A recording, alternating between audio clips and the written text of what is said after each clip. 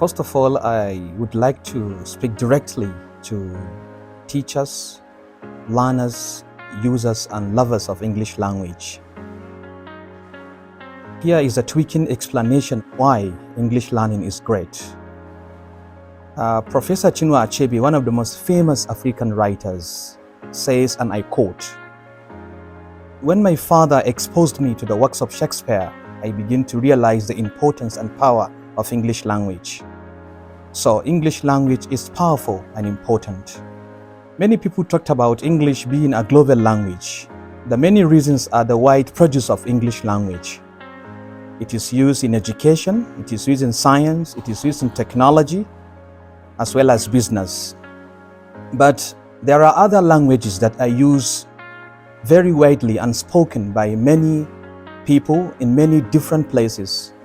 These languages are also global in numbers or geographical senses. In times of wide usage in many areas of research, areas of technology, areas of education, areas of science, English language remains the only global language. There are different types of English: British English, American English, Australian English, etc., etc. Good pronunciation is paramount for good spoken communication. However, you don't have to speak like a native speaker to have good pronunciation, because there are different natural varieties of English pronunciation in Britain, in America, in Nigeria, and around the world. You come across different accent of English, different variation in English pronunciation and usage. For example, people from the north of England have different accent or pronunciation from those in south.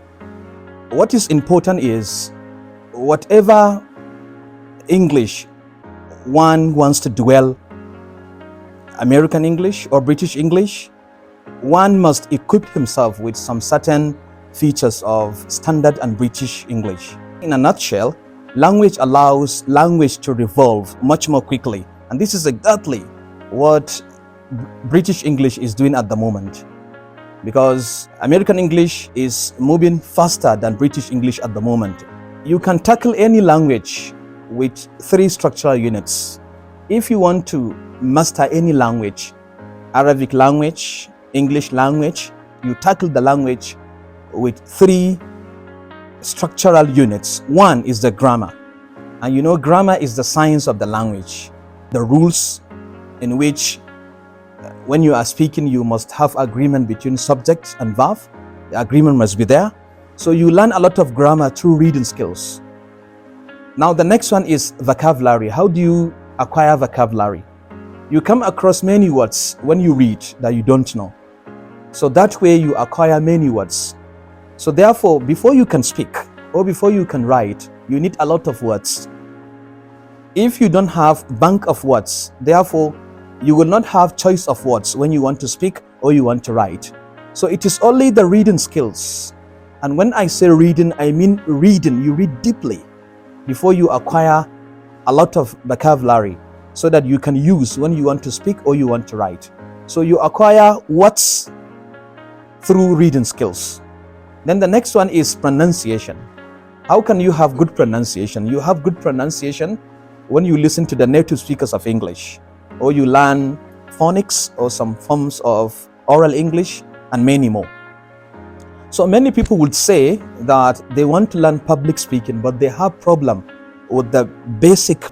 Maybe you have problem with the word classes from noun to interjunctions. You must go and correct all these areas before you will begin to master public speaking. So also, we have 5 communication skills. And these 5 communication skills could be tackled by using the other structural units. One of the skills is listening skills. From listening skills, you go to speaking skills. From speaking skills, you go to reading skills. From reading skills, you go to writing skills. Let me explain the 4 skills that I itemized earlier. Listening skills is very important for speaking skills, because if you want to become a public speaker, you want to be a good speaker of English, then you must have some good forms of listening skills. You must have good listening skills. So listening skills now will influence your speaking skills. So if you want to be a good speaker, you must be a good listener. So a good listener would tend to be a good speaker. The next is reading skills. So if you want to be a writer, you must have good reading skills. So those who are good writers now, they were good readers. So this is how you blend them.